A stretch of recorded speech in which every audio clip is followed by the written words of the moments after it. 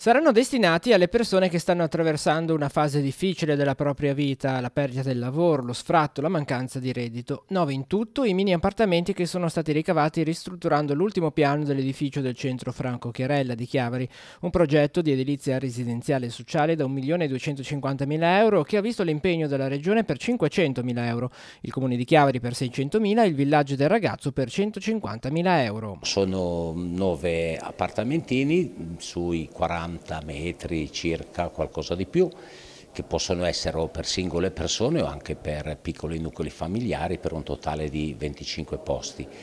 L'importante è proprio che sia una risposta a un bisogno abitativo, ma sotto c'è un bisogno di accompagnamento, perché in genere chi perde la casa o ha dei problemi o ha soprattutto il grande problema di aver perso prima il lavoro.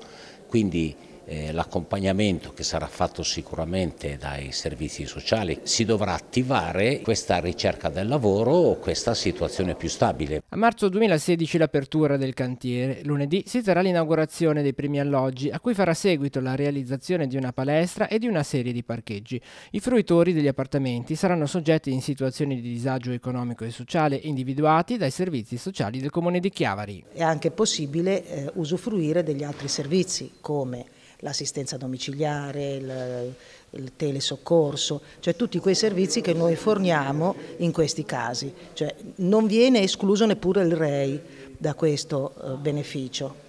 Cioè, quindi se uno ha diritto al REI lo ha esattamente come se non fosse in quella casa lì. Ci sarà una graduatoria, come verranno assegnati? Sì, ci sarà una graduatoria e questa graduatoria è proprio in capo ai servizi sociali, con dei parametri che sono quelli stabiliti dalla legge regionale, ma che tengono conto anche di fattori ulteriori.